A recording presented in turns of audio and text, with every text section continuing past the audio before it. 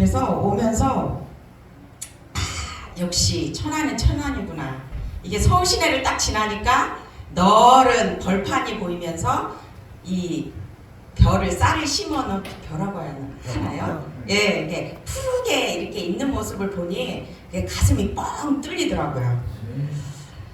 그리고 언제 그런 많은 비가 내려냐는 듯이 이가 비가 내리는 이 화창해진 날씨는 마치 오늘 부흥 축복대 성회의 마지막 날을 이 축복하는 것 같습니다. 아멘. 아멘. 제가 이 글로벌 교회, 제가 문자 받을 때는 글로벌 교회라고 이렇게 받았거든요. 그러니까 오늘 보니까 글로벌 비전 교회라고 이렇게 돼 있더라고요. 저는 이게 오늘 부흥성회가 열리는 교회 이름이 이 글로벌이라는 이름이 그게 흔히 쓰이는 이름은 아니거든요. 그러면서 그 교회 이름을 보면서 여기 담임하시는 목사님께서 그 사명이 크신 분이시구나. 그리고 참 이 교회를 이끌어 가시기 위해서 큰 사랑을 가지고 있는 분이 아닌가라는 생각을 했습니다. 근데 오늘 이렇게 워십하시는 모습을 보니까 이게 진짜 아름답게 잘 추시면서 이 하나님의 사랑 앞에 찬양드리고 예배드리는 그 모습을 봤을 때 내 예상이 틀리지 않았구나 하는 생각이 들었습니다. 네. 오늘 이 사랑이라는 주제로 주님께서 저에게 말씀을 주신 것이 아닌가 또한 생각이 들었습니다. 아멘. 왜냐하면 오늘 요한일서는 사도 요한이 AD 90년도에 쓴 것으로 이때는 기독교가 이 베드로와 바울의 순교 후 이 초대교회가 외부적으로는 박해로 인해서 그리고 내부적으로는 이 영지주의와 이단 사상의 침입으로 인해서 어려움을 겪고 있었습니다. 이 사도 요한은 이런 영적 어려움에 처해 있는 기독교인들을 위해서 이 하나님의 의와 사랑 그리고 그 사랑을 확신하고 소유하라고 권면하는 걸로 본서를 기독교의 교리서 이 사랑의 편지라고 말하기도 합니다. 네. 오늘 우리에게 주신 본문의 말씀 역시 하나님께서 우리에게 주신 사랑의 고백이라고 말할 수 있습니다. 네. 이 본문과 본서 전체에서 이 사도 요한이 이 사랑이라는 단어를 반복적으로 사용하는 것을 볼 때 이 사랑이 하나님과 우리의 관계에서 이 얼마나 중요한 것인지를 그리고 말하고 있는지를 알 수가 있습니다. 여러분, 왜 요한일서가 이 신약의 뒷부분에 있었을까라고 생각해 보신 적이 있으십니까? 없으시구나. 대답이 없으셔. 12사도 중 마지막 사도인 요한이 쓴 글이기 때문에 어쩌면 순서적으로 마지막으로 정리된 것이 아닌가라고 생각할 수 있지만 요한 3서와 요한 계시록 사이에 있는 유다서가 AD 70에서 80년대에 쓰인 것을 봤을 때 꼭 그렇지만은 않은 것 같습니다. 어느 한 아파트에 화재가 났는데 한 엄마가 아이를 살리기 위해서 이불로 아이를 꼭 싸매고 탈출했습니다. 그러나 엄마는 탈출하는 과정에서 온몸에 끔찍한 화상을 입었지만 아이는 이 엄마의 보호로 상처나 입지 않고 구해집니다. 엄마는 화상 치료를 열심히 받았지만 이 화상이 너무 심해 흉측한 모습이 되었습니다. 아이는 자라면서 엄마의 흉측한 모습이 부끄러워했고 창피해서 엄마를 학교에 오지 못하게 하고 친구들에게도 엄마를 보여주지 않았습니다. 아이가 자라 이제 대학생이 되었을 때 엄마는 아들을 불러놓고 이야기를 합니다. 아들아, 엄마가 이런 모습이 된 건 네가 아주 어렸을 때 집에 화재가 났는데 너를 살리기 위해서 안고 나오다가 엄마가 이런 모습이 되었단다. 아들은 그 소리를 듣자 눈물을 흘리며 엄마에게 이렇게 얘기합니다. 엄마, 왜 지금에서야 말씀하셨어요? 진작 알았다면 내가 엄마를 부끄러워하지도 창피하지도 않았을 텐데. 이렇게 말하자 엄마는 아들에게 또 이렇게 얘기를 합니다. 아들아, 나는 말이야, 네가 마음에 부담을 갖지 않고 밝게 자라길 원했단다. 하지만 이제 다 컸으니 이 엄마의 마음을 이해할 수 있을 것 같아 이야기하는 거야. 라고 엄마는 이야기를 합니다. 요한일서의 말씀이 왜 성경의 뒷부분에 있는가를 이 이야기를 통해 여러분이 이해되셨으면 합니다. 우리는 신앙생활을 하면서 이 하나님의 은혜를 받기를 원하고 기쁨을 누리기를 원하고 기적을 경험하길 원합니다. 그러나 이 하나님의 마음과 이 하나님의 사랑을 안다는 것은 이 신앙에 철이 들지 않으면 이해하기 어렵습니다. 저는 오늘 우리의 신앙이 하나님의 은혜를 아는 것, 하나님의 기쁨을 아는 것을 넘어서 우리의 신앙의 최고 단계로 하나님의 사랑을 아는 것이라고 여러분께 말씀드리고 싶습니다. 아멘. 여러분, 찬송가 85장 9주를 생각만 해도를 작사한 이 11에서 12세기에 활동했던 버나드라는 수도사가 쓴 책에는 우리가 하나님을 사랑하는 4단계가 있다고 합니다. 이 첫 번째가 이 자기 자신만을 사랑하는 것, 이 나의 이익만을 꾀하는 사랑이라고 합니다. 두 번째는 내가 나를 위해 하나님을 사랑하는 것. 겉으로는 하나님 사랑해요, 하나님 감사합니다, 하나님의 은혜입니다 라고 하지만 그 이면의 마음에는 나 자신의 소원을 얻기 위한 목적으로 하나님 앞에 사랑하는 것을 고백하는 것을 말합니다. 이런 사랑은 나의 목적이 이루어지면 하나님께 등을 돌립니다. 이 세 번째는 하나님을 위해 하나님을 사랑하는 것. 내가 하나님을 사랑하기 때문에 하나님을 위해 순종하고 감사와 기쁨으로 하나님의 뜻대로 살아가려 하는 것을 말합니다. 우리 모든 믿음의 신앙인들이 이런 삶의 모습을 바라지 않을까 합니다. 아멘. 그리고 마지막으로 하나님을 위해 자기를 사랑하는 것. 이것이 최고 단계라고 하는데 이건 무슨 뜻일까요? 오늘 본문 10절 말씀에 사랑은 여기 있으니 우리가 하나님을 사랑한 것이 아니요 오직 하나님이 우리를 사랑하사 우리 죄를 위하여 화목제로 그 아들을 보내셨음이니라. 아멘. 아멘. 아멘. 이 하나님께서 우리를 향한 사랑이 아들이신 독생자이신 예수님을 죽게 할 만큼 이 사랑했다는 것이 사실 때문에 내가 하나님의 존귀한 존재라는 것을 깨닫게 될 때 하나님 사랑 때문에 자신을 사랑해야 되는 것을 말합니다. 아멘. 여러분, 이 세상 사람들과 또한 믿음의 사람들도 스스로 자신을 사랑하는 사람은 그리 많지 않습니다. 왜냐하면 이 많은 사람들이 자신이 귀한 존재인지 모르고 살아가기 때문입니다. 이 찬송가 85장 우리 향해 9절 이게 네? 예, 맞아요. 9주를 생각만 해도 이 4절 우리가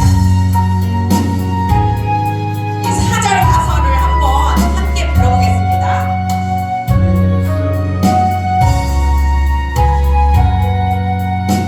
예수의 넓은 사랑을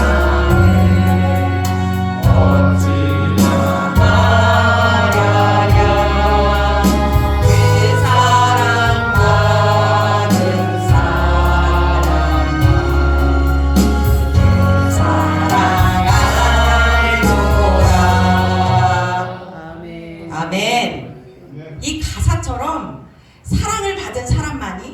주님의 사랑을 알 수 있듯 아멘. 주님의 사랑을 받고 느꼈을 때 우리는 스스로를 사랑할 수 있게 됩니다. 아멘. 여러분은 하나님을 사랑하는 이 네 단계 중 어떤 단계라고 생각하십니까? 3단계? 4단계? 여러분은 하나님의 사랑 때문에 이 스스로를 사랑하고 소중한 존재라고 생각하십니까? 아멘. 아멘! 우리 대목사님만 이 단계가 한 3단계는 되시는 것 같습니다. 아마 많은 신앙인들이 한 1단계에서 2단계에 머물러 있으면서 우리는 3단계인 왜 하나님을 사랑한다고 착각하며 믿음 생활을 한다고 생각합니다. 왜냐하면 여러분은 안 그러시겠지만 제가 처음 믿음 생활할 때 그랬습니다. 저도 처음 믿음 생활을 할 때 2단계인 내가 나를 위해 하나님을 사랑하는 그게 하나님을 사랑하는 것이라고 착각하며 신앙생활을 했습니다. 주님은 내 기도를 다 들어주실 거야. 하지만 하나님께서 나의 기도에 소망을 들어주시고 이루어지면 그 은혜를 어느 순간 까먹습니다. 그리고 제 기도를 안 들어주시면 실망하고 낭망해서 나는 왜 하나님이 안 들어주시지? 이상하네. 나의 아버지라고 했는데 다 들어주신다고 했는데 분명히 집사님이, 권사님이, 목사님이 이상하다. 그러면서 원망하는 마음이 들었습니다. 그러면서 옆에 있는 집사님이 또 이청년부에 같이 공부하는 우리 직장 다니는 집사님이 이게 응답을 크게 받으면 작은 것도 아니고 크게 받으면 하나님은 나보다 저 집사님을 더 사랑하시는구나 라며 이 부러운 마음에 시기하는 마음, 질투하는 마음이 들었습니다. 하나님의 은혜가 아니라 또 어느 순간 내가 기도를 열심히 해서 그 기도가 이루어졌다고 착각할 때가 있었습니다. 이런 2단계의 사랑은 어쩌면 인간적인 사랑으로 나의 감정, 나의 생각, 나의 의지로 사랑하는 것을 말합니다. 쉽게 말하면 여러분 조건부 사랑. 네가 이만큼 사랑해줬으니까 내가 너를 이만큼 사랑해줄게. 라는 사랑의 조건부 사랑에 가깝습니다. 특히 우리가 부모와 자식과의 관계에서 이 부모가 자식을 사랑하고 자식이 부모를 사랑하지만 그럼에도 불구하고 부모는 늘 자식에게 상처를 받습니다. 왜 상처를 받을까요? 사랑하는데. 자식이 내 마음대로 안 돼서, 내 마음을 몰라줘서,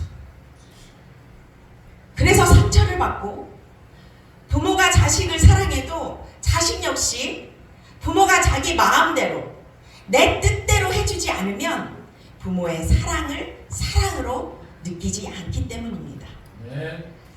결국 인간의 사랑은 나의 마음대로 되지 않기 때문에, 내 뜻대로 되지 않기 때문에 서로에게 상처를 주는 불완전한 사랑을 할 수밖에 없습니다. 사도 요한은 오늘 말씀을 통해 이 하나님의 사랑은 인간의 사랑과 완전히 다르다고 말씀하고 있습니다. 왜 다르다고 말씀하고 있는 것일까요? 하나님의 사랑은 이 아가페적 사랑이지만 그 사랑 안에는 무조건적 희생과 모든 것을 다 퍼주고 포옹해주는 사랑이 아니라 이 5가지의 중요한 사랑의 속성을 가지고 있기 때문입니다. 그 첫 번째가 하나님의 공의입니다. 우리나라에서 이 귀한 자식은 매한 대 더 때리고 미운 자식은 떡 하나 더 준다라는 속담이 있습니다. 이 말뜻은 아이에게 당장 좋은 것만 주는 것이 오히려 해롭다는 말인데요.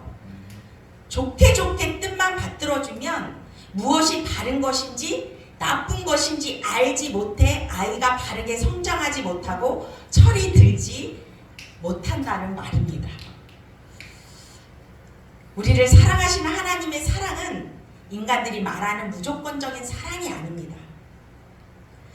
하나님 사랑 안에 있는 공의는 우리가 잘못된 것이 있다면 그 잘못된 것을 가감없이 판단하여 심판하는 것이 필요할 때 심판하고 책짓질하여 바로 세우는 것입니다. 아멘. 그 책짓질이 여러분 없으면 이 진짜 사랑이 아닙니다.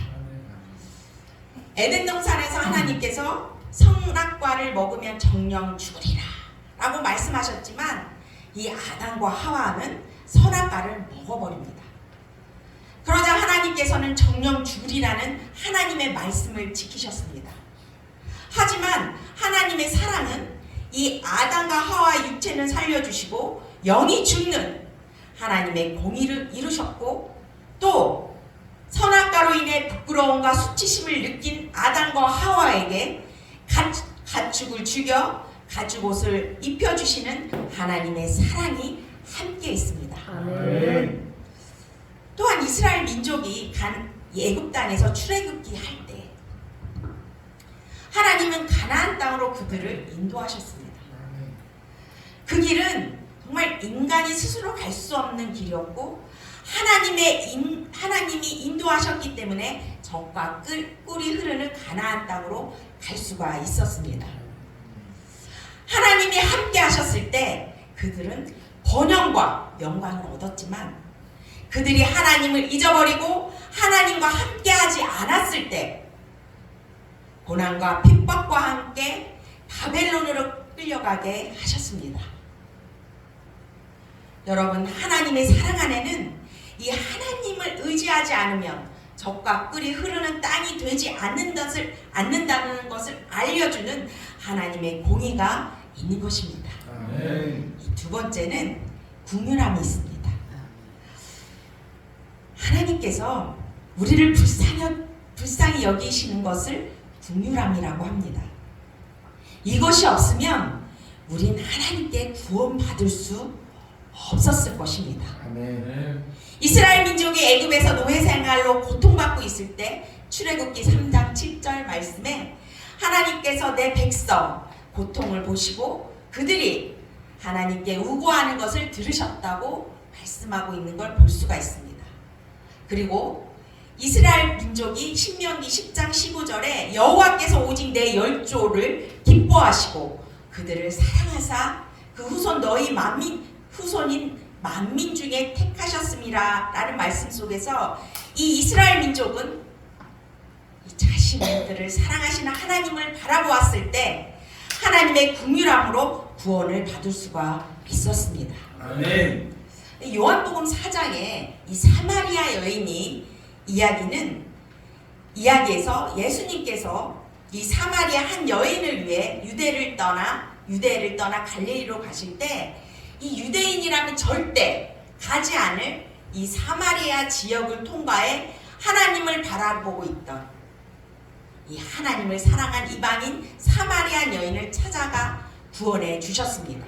아멘. 예수님은 왜 유대인도 아닌 사마리아 한 명의 여인을 위해 이런 수고를 하셨을까? 그건 예수님 안에 있는 하나님의 긍휼함이 이방인이지만 하나님을 바라보는 여인을 찾아가 구원받게 하셨던 것입니다. 여러분, 이 하나님의 긍휼함 때문에 이스라엘 민족이 그리고 우리가 구원을 받을 수 있었습니다. 아멘. 세 번째는 용서입니다. 이 용서는 이 하나님의 사랑 중에 꽃 중에 꽃이라고 말할 수 있습니다. 아멘. 예수님께서는 성경 말씀을 통해 우리에게 원수도 사랑하라고 하셨습니다. 아멘. 여러분, 여러분의 집에 계신 원수님들은 안녕하십니까? 이 어느 집이든 원수께서 한 분씩은 계신 것 같습니다.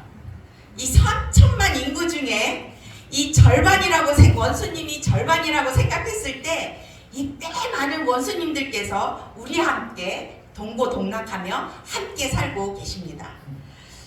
그럼 여러분들은 이런 원수님들을 사랑하시고 용서하고 계십니까? 아멘. 우리 카메라에 하고 계시는 우리 목사님께서 아멘이라고 작게라도 말씀해 주셨습니다. 하나님의 은혜가 우리 목사님께 임하시길 축원드립니다. 여러분, 원수를 사랑하고 용서한다는 건 정말 쉽지 않은 일입니다. 전 일반적으로 저는 한 3번쯤 사람이 실수도 할 수도 있고 뭐 그럴 수도 있지. 이 상황에 따라 용서해 줄 수 있을 것 같긴 합니다. 그러나 저와 원수가 된 사람에게 이 한 번의 용서도 쉽지 않을 것 같습니다.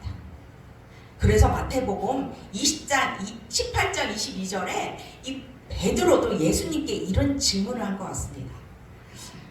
예수님, 이 형제가 내게 죄를 범하면 이 몇 번이나 용서해 주어야 합니까?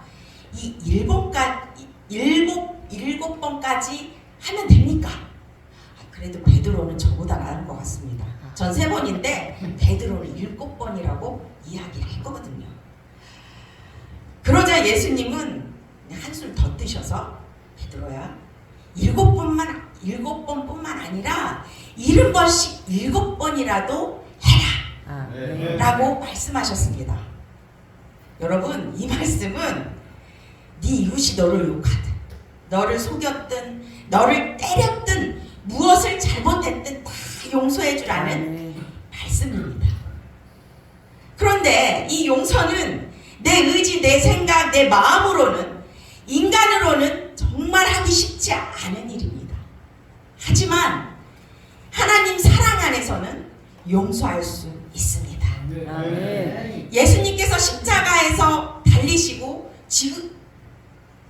죽음 전에 하신 가장 친한 말씀 중에 이 첫 번째 말씀이 누가복음 23장 34절 말씀. 아버지여, 저들을 사하여 주시옵소서. 자기들이 하는 것을 알지 못하나이다. 말씀으로 먼저 우리의 죄를 먼저 용서해 달라 기도해 주셨습니다.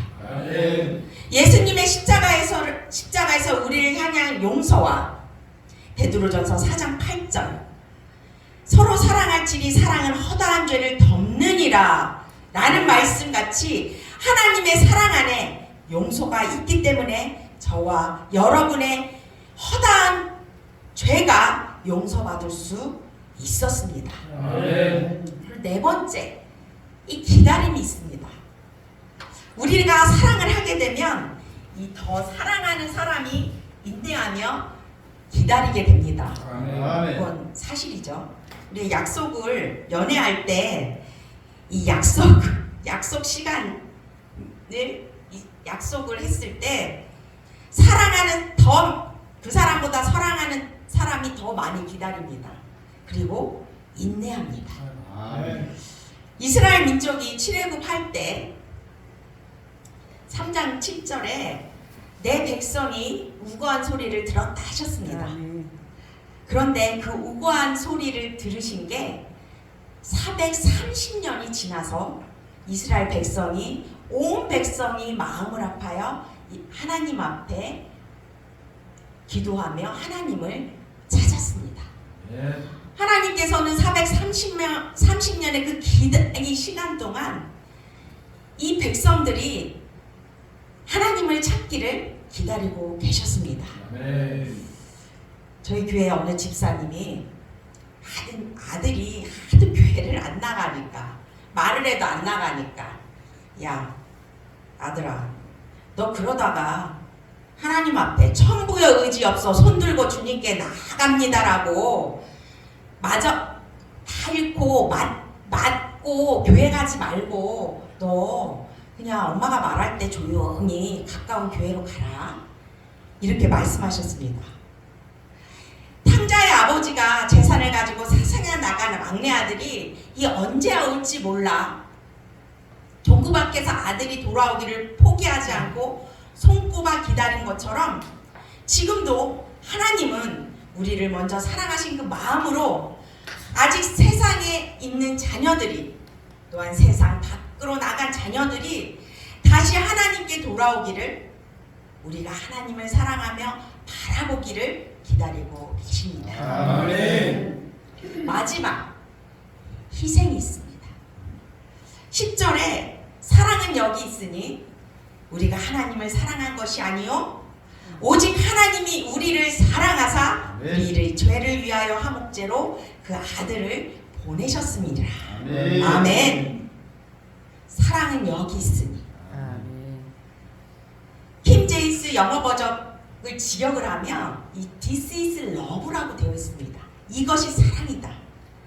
우리를 원죄에서 구원하시기 위해 대속제물로 독생자이신 예수님을 십자가에 달리게 하신 그 희생이 하나님의 사랑이다라고 말씀하고 있습니다. 아멘. 여러분, 희생은 섬김이 있어야 희생할 수가 있습니다. 아멘. 예수님께서 이 땅에 오신 이유를 내가 섬김을 받기 온 것이 아니라 섬기러 오셨다고 분명히 말씀하셨습니다. 우리 교회에서, 가정에서, 사회에서 이 섬긴다는 것은 본인의 생각하는 것, 싫어하는 것, 좋아하는 것을 모두 버리고 교회를 위해, 가정을 위해, 사회를 위해 희생하는 것을 말합니다. 아멘. 교회에 이런 희생과 섬김이 없다면 이 공동체가 형성되지 않고 가정 안에서는 불화가, 사회는 이기적인 사회가 되고 말 것입니다. 우리가 2년 전인가 3년 전 코로나 초기 대구에서 이 코로나가 심각하게 발생했을 때 이 의료 인력이 부족하다는 이야기를 듣고 의료 봉사자들이 전국에서 모여들었습니다. 그분들의 희생이 없었다면 많은 목숨을 건질 수 없었고 바이러스가 빠르게 진정될 수 없었을 것입니다. 협력하여 선을 이룬다는 성경적 말씀은 이런 협력 속에 자신의 것을 버리는 희생이 있을 때 이 하나님의 선이 이루어질 수 있는 것입니다. 아멘. 여러분, 하나님의 사람 속에는 이처럼 5가지의 속성, 공의, 긍휼, 기다림, 희생, 용서를 가지고 있기 때문에 하나님의 사랑이 완전한 사랑일 수밖에 없습니다. 아멘. 예수님께서도 요한복음 13장 34절 말씀을 통해서 너에게 새 계명을 주노니 서로 사랑하라. 내가 너희를 사랑한 것 같이 너희도 서로 사랑하라. 라고 하시면서 제자들에게 서로 사랑하라는 새 계명을 주셨습니다. 아니, 왜 예수님께서는 이런 말씀을 하셨을까요?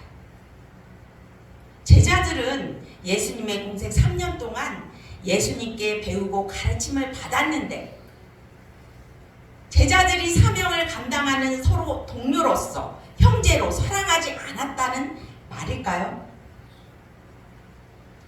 그건 우리가 마태복음 20장 20절 이하의 말씀을 보면 이 12 제자들이 어떤 마음을 품고 있었는지를 우리가 유추해 볼 수가 있습니다. 예수님께서 이 예루살렘 입성하기 전 이 세네베의 아들의 어머니가 2 아들 이 야고보와 요한을 데리고 와 예수님께 이렇게 얘기합니다. 주님, 2 아들을 주의 나라 우편과 좌편에 앉게 달라 청을 합니다. 그리고 이 말을 전해들은 10제자가 이 말을 듣고 분이 여겼다라고 성경은 말씀하고 있습니다. 이때 제자들은 예루살렘에 예수님께 입성했을 때 이 예수님을 통해 얻게 될 이 세상의 지위와 이득을 계산하고 있었고 서로 견제하며 누가 더 많이 갖게 되는지 갖게 되길 기대하고 바라고 있었습니다. 그래서 예수님은 자신이 십자가를 지고 죽었을 때 이 서로에 대한 사랑이 없는 제자들에게 이 예수님을 통해 하나님의 사랑을 보며 예수님께서 제자들을 사랑한 것 같이 서로 사랑하라고 말씀하신 것입니다. 그만큼 우리가 예수님같이 사랑한다는 것은 여러분 쉬운 일이 아닙니다. 그래서 사도 바울이 쓴 서신서 중 고린도전서 13장 1절에서 3절의 말씀을 통해서 사도 바울은 이렇게 말씀하고 있습니다. 내가 방언과 천사의 말을 해도 이 사랑이 없으면 소리나는 구리와 울리는 꽹과리가 같고, 네가 예언할 수 있는 능력과 이 모든 지식과 비밀을 알고 있고 또 산을 옮길 만한 믿음이 있을지라도 사랑이 없으면 내가 아무것도 아니다. 그리고 내가 있는 모든 것으로 구제하고 열심히 노력하고 해도 사랑이 없으면 내게 아무 유익이 없다 라고 사도 바울은 고린도 교회를 향해서 그리고 우리를 향해서 순종과 헌신과 봉사가, 우리가 하나님의 사랑과 이웃의 사랑이 없으면 소리나는 구리, 꽹과리, 그리고 아무것도 없고 아무 유익도 없다고 라고 말하면서 고린도전서 13장 13절 마지막 절 말씀으로, 하지만 믿음, 소망, 사랑 이 세 가지는 항상 있는데 그 중에 제일이 사랑이라는 말씀으로, 이 사랑이 있으면 우리가 방언의 은사, 지식, 믿음, 구제의 능력을 노력하지 않아도 드러나게 만든다는 것을 말씀하고 있습니다. 이 사도 바울이 사랑의 중요성을 말씀하고 있다면 이 사도 요한은 이 사랑을 강조하고 반복하고 있습니다. 그건 우리가 사랑하라는 목사님들의 주일 설교를 매번 듣지만 성경 말씀을 항상 매번 이 처음 듣는 것처럼 이 변화되지 않는 모습으로 있는 우리 공동체와 우리들을 향해 반복하고 있는 것은 그 사랑이 그만큼 중요하기 때문입니다. 여러분, 한국 음악, K-팝이라고 하죠. 이 몇 년 전서부터 세계 시장에서 큰 인기를 끄는 것을 보고 이 어떤 음악 전문 기자가, 아니 아시아에서 한국보다 앞서 있던 일본 가요 시장이 세계 무대에 진출하지 못하는 이유와 이 K-팝이 세계 시장에서 먹힐 수 있었던 이유를 분석을 해봤습니다. 그 기자는 그 원인으로 여러 가지 이유가 있지만 그 중에 가장 큰 이유는 사랑이라고 말하면서 이 한국과 일본의 가사의 특징을 분석을 했는데, 한국 가요의 가사에는 사랑이란 단어가 가장 많이 쓰였답니다. 그리고 일본 가요 특징을 분석했더니 한국 가요 가사보다도 반의 반도 쓰이지 않았다고 합니다. 그래서 사랑이라는 이 단어를 가장 많이 사용한 한국 가요가 이런 폭발적인 인기와 사람들의 마음을 움직여 세계로 뻗어나갈 수 있는 음악이 될 수 있는 가장 큰 요인의 하나였다고 분석을 했습니다. 여러분, 사랑은요, 이 사랑이라는 단어조차도 이렇게 한 분야를 이끌어가는 중요한 원동력이 됩니다. 이런 사랑을, 하나님의 사랑을, 이 사도 요한은 사랑은 여기 있으니 This is love, 이것이 사랑이라고 말하는 것은 이 너희가 하나님을 먼저 사랑한 것이 아니라 이 하나님이 먼저 우리를 사랑하신 그 사랑으로 인해서 우리가 형제 자매를 사랑하는 것이, 나의 원수를 용서하고 사랑하는 것이 합당하다는 것을 말하고 있습니다. 그럼 이런 하나님의 사랑 때문에 내가 존귀한 존재가 되고, 하나님 사랑 때문에 내가 나를 사랑하게 됐을 때 우리에게 어떤 일이 일어날까요? 우리 본문 12절에 어느 때는 하나님을 본 사람이 없으되 만일 우리가 서로 사랑하면 하나님이 우리 안에 거하시고 그 사랑이 우리 안에 온전히 이루어지느니라. 아멘. 여러분, 우리가 2000년 전 우리의 죄를 대신해 십자가에 달리신 예수님을, 그리고 하나님의 존재를 육신으로 본 적은 없습니다. 하지만 우리가 서로 사랑하면 이 하나님의 사랑이 내 안에 들어와 하나님이 보이기 시작하고 그 사랑이 우리를 온전하게 만든다는 것입니다. 네. 여러분, 우리가 하나님의 사랑으로 온전하게 됐을 때 우리에게 나타나는 것이 두 가지가 있습니다. 나를 온전하게 만든 하나님의 그 사랑이 나를 통해 하나님의 사랑을 드러나게 만듭니다. 네. 우리가 교회에서 이렇게 열심히 헌신 봉사 전도하며 하나님의 말씀에 순종할 수 있게 되고, 누군가 나를 찌르고 힘들게 할지라도 이 시험에 들지 않고 내 형제를, 내 이웃을, 내 원수를 사랑하며 헌신할 수가 있습니다. 아멘. 이 두 번째, 나를 온전하게 만든 하나님의 그 사랑이 세상의 두려움을 물리칩니다.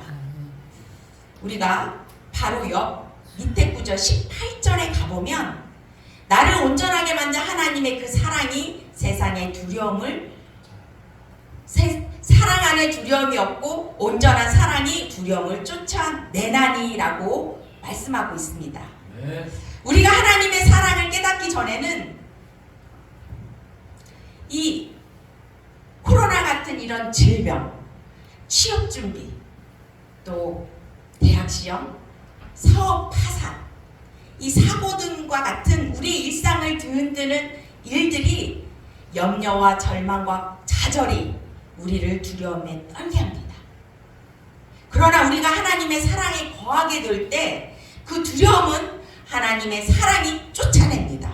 아멘. 지금 여러분이 겪고 있는 인생의 어려움 속에서 그 어려움 때문에 내가 휘둘려지는 게 아니라 이 하나님이 고통과 절망 속에서 다시 내 인생을 만들기 시작하시는구나라는 확신과 하나님이 나를 사랑하시는구나라고 내 입술로 고백되어질 때 우리들의 인생이 다시 기대와 믿음과 소망과 희망이 생기기 시작합니다. 아멘. 여러분, 하나님을 사랑하게 되고 그 사랑으로 우리가 온전해질 때 이 세상이 주는 두려움을 물리치게 되고 아멘. 두려움이 물러간 그 자리에 있게 되는 건 하나님이 주신 풍성한 은혜와 진정한 구원의 약속이 우리에게 이루어지게 됩니다. 아멘. 오늘 이 시간 이 겨자씨 부흥사회 글로벌 비전교회 축복대 성회에 참석하신 모든 분들이 사랑은 여기 있으니 하나님의 이 사랑이 여러분에게 흘러넘쳐 구원에 이르시고 이 주님이 주시는 하나님 은혜와 축복을 누리시며 이 교회 안에서 헌신과 봉사로 복음을 전도하며 이 세상에서 내 안에 하나님의 사랑을 드러내는 여러분이 되시길 축원드립니다. 아멘. 기도 드리시겠습니다.